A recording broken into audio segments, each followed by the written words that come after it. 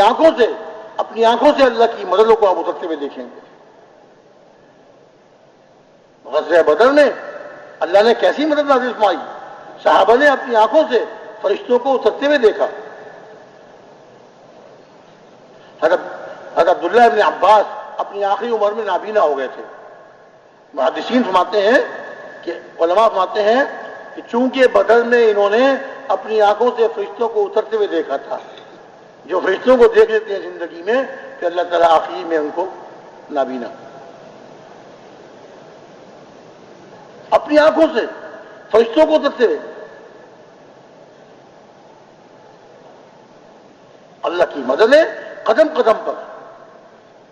ورنہ یہ ہزاروں میل کا سفر ریگستانوں میں، صحراؤں میں، سمندروں میں صحابہ کے سفر ہوئے، بعد میں تابعین کے سفر ہوئے، اور یہ اللہ کے دین کو زندہ کرنے کے لیے کہاں کہاں ملکوں میں گئے.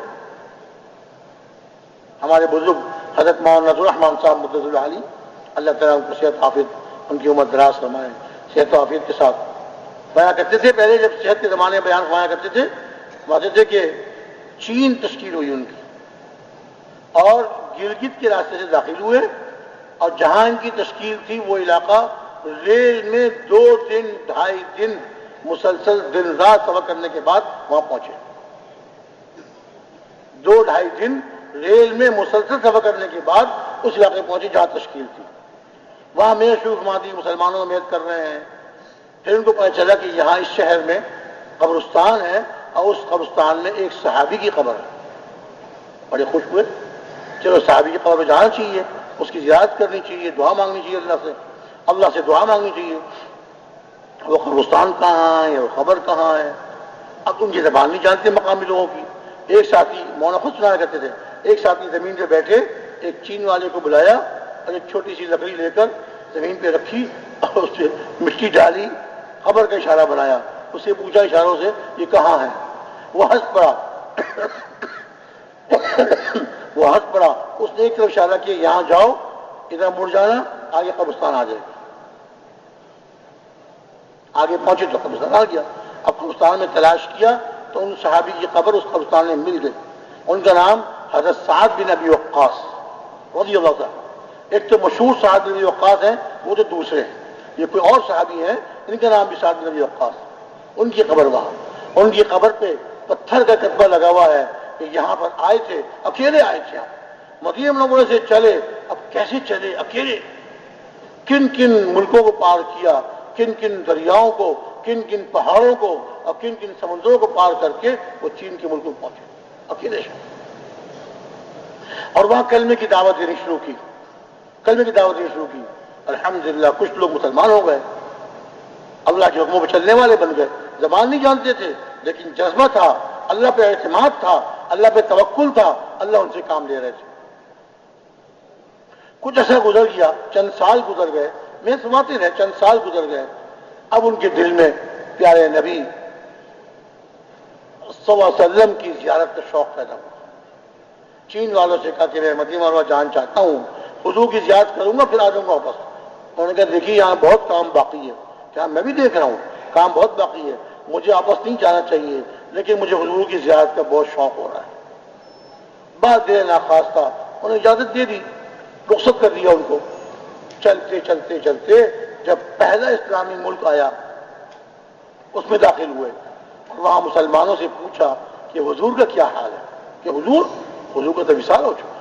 اوہو، حضور کا وصال ہو گیا اتنے سالوں میں؟ کہ جی ہاں حضور کا وصال ہو چکا.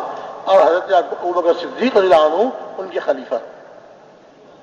اب کیا نکل گئے تھے چین سے، جا رہے تھے مدینہ منورہ، مان لگے نہیں ابھی وہاں کام باقی ہے. جس مقصد کے لیے میں نے سفر کیا اور یہاں پہنچا چین کے ملک میں، وہ کام باقی ہے ابھی، مجھے واپس نہیں جانا چاہیے. حالانکہ ظاہر ہے ان کے وہاں گھر بال بچے سب ہوں گے، لیکن دین کی محنت کے تقاضا ان پر اتنا غالب تھا، دین کی محنت کا تقاضا ان پر اتنا غالب تھا کہ اس پہلے ملک جو اسلامی ملک تھا وہاں خبر سن کر وہیں سے واپس پلٹ آئے اور دوبارہ چین کے اس علاقے میں پہنچ گئے اور محنت فرما رہے، اور محنت فرماتے پھر وہیں ان کا انتقال ہو گیا اور وہیں ان کی قبر بن گئی. یہ ساری تاریخ ان کی قبر کے سرہانے پتھر پر لکھی ہوئی ہے. صحابہ نے ایسی محنت فرمائی اور ان کی محنت ان کی قربانیوں پہ اللہ نے دین کو زندہ کیا. آج جو ہم مسلمان ہیں، اسلام پہ قائم ہیں، اسلام پہ چل رہے ہیں، یہ صحابہ کی محنت قربانیاں، صحابہ کی محنت، صحابہ کی قربانیاں. آج ہم سے بھی یہ چاہا جا رہا ہے اور یہ تقاضا کیا جا رہا ہے کہ ہم بھی یہ طے کر لیں، ہم بھی اس کا فیصلہ کر لیں. اللہ کے دین پر چلنا ہے اور اللہ کے دین کو زندہ کرنے کی محنت ساری زندگی کرنی ہے مقصد بنا کر. اس کے لیے کون کون سے بھائی تیار ہیں بتائیے؟ ساری زندگی دعوت والی مبارک محنت کو موت تک کرنا ہے. موت تک کرنے کے لیے کون کون تیار ہے بھائی؟ کرتے کرتے مرنا ہے اور مرتے مرتے کرنا ہے. کرتے کرتے مرنا ہے اور مرتے مرتے کرنا ہے. ہمارے رائے کے مقیم سے پرانی بات ہے، رائے کے بازار میں گئے، لوگوں کو جمع کیا، گشت کیا، لوگوں کو جمع کیا. اب دعوت دے رہے ہیں کھڑے ہو کے، ایمان یقین کی بات کر رہے ہیں ایمان یقین کی بات کر رہے ہیں، دعوت دے رہے ہیں. دعوت دیتے دیتے خاموش ہو گئے، بیٹھ گئے، لیٹ گئے، قبلہ رخ لیٹ گئے، دانا ہاتھ دانے رخسار کے نیچے رکھا، اونچی آواز سے کلمہ پڑھا اور انتقال ہو گیا. دعوت دیتے دیتے مرنا تو موت تو سب کی آنی ہے، ہر ایک کی آنی ہے، لیکن وہ دعوت دیتے دیتے اور اللہ کے دین کی محنت کرتے کرتے اللہ کے پاس پہنچے. حضرت عمر رضی اللہ عنہ کا ارشاد ہے، تموتون کما تحیون وتحشرون کما تموتون. جیسے زندگی گزارو گے جس فکر اور جس محنت میں، جن اعمال میں، اسی فکر انہی اعمال میں تمہاری موت آئے. اور فرمایا کہ جس فکر، جس محنت، جن اعمال میں تمہاری موت آئے گی قیامت میں اسی پہ اٹھائے جاؤ. ہم میں سے ہر ایک اپنے اپنے گریبان میں منہ ڈال کر دیکھ لے، میری فکر، میری کوشش، میری محنت کہاں لگ رہی؟ جیسی زندگی گزارو گے ویسی موت آئے گی، جیسی موت آئے گی ویسے قیامت کو اٹھائی جاؤ. یہ عزم کر لیں، یہ طے کر لیں کہ انشاءاللہ تعالی اب سے لے کر زندگی کے آخر تک، موت تک اس کام کو مقصد بنا کرتے رہیں. دنیا کام کاج کریں گے لیکن بقدر ضرورت. اصل اس کو بنائیں، مقصد اس کو بنائیں. دنیا کام اللہ تعالیٰ اسے برکت نازل فرمائیں گے اور تھوڑے وقت میں اللہ تعالیٰ زیادہ روزی عطا فرمائیں گے. تو سب تیار ہیں اس کے لیے؟ ایک دفعہ فرما دیجئے انشاءاللہ تعالیٰ. انشاءاللہ تعالیٰ ساری زندگی کرنا ہے، موت تک کرنا ہے، مقصد بنانا. خالی ایک چلہ تین چلے کی بات نہیں ہے، ایک چلہ تین چلے کی بات نہیں ہے، یہ تو ساری زندگی کا کام ہے. اس کو مقصد بنا کر ہم موت تک کرتے رہیں گے. دوسرا عزم یہ فرما لیجئے، یہ طے فرما لیجئے کہ انشاءاللہ تعالیٰ اس محنت کو لے کر اور اس دعوت والی محنت کو لے کر اور اس دین کو لے کر پوری دنیا میں جائیں گے. پوری دنیا میں جانے کے لیے کون کون تیار ہے بھائی؟ آپ سب تیار ہیں انشاءاللہ؟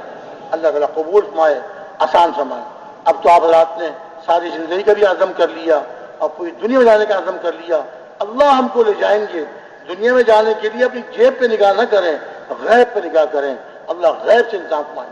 اللہ کے سامنے آنسو بہانا، رونا، اللہ سے مانگنا اپنے لیے، پوری امت کے لیے. ابھی 2 دن پہلے حضرت مفتی تقی عثمانی صاحب مدۃ اللہ علیہ کے پاس گشت میں جانا ہوا. بڑے الحاح سے فرما رہے تھے، بڑی تواضع سے، کہ اپنے ساتھیوں سے کہیں کہ امت کے لیے رو رو کے اللہ سے مانگے. امت نے بہت کڑا وقت آ گیا ہے، بہت مصیبتیں کو پہاڑ ٹوٹ چکے، اور رو رو کے اللہ سے مانگے، اللہ حالات بدل دیں گے. اللہ کے ہاتھ میں. یہ میری بھی درخواست ہے مفتی صاحب کے ارشاد کے بعد کہ ہم سب اس کی نیت کریں کہ انشاءاللہ محنت بھی اپنی بڑھانی ہے اور دعائیں بھی بڑھانی. اس کے لیے تیار ہیں آپ سب؟ بہت آہستہ والا یہ. اب یہ درخواست ہے کہ جن بھائیوں کے اب تک 4 مہینے نہیں لگے، پہلی سیڑھی اس کی 4 مہینے، جس کے 4 مہینے لگے اب چلے کی نیت سے آئے، کم وقت کے لیے آئے،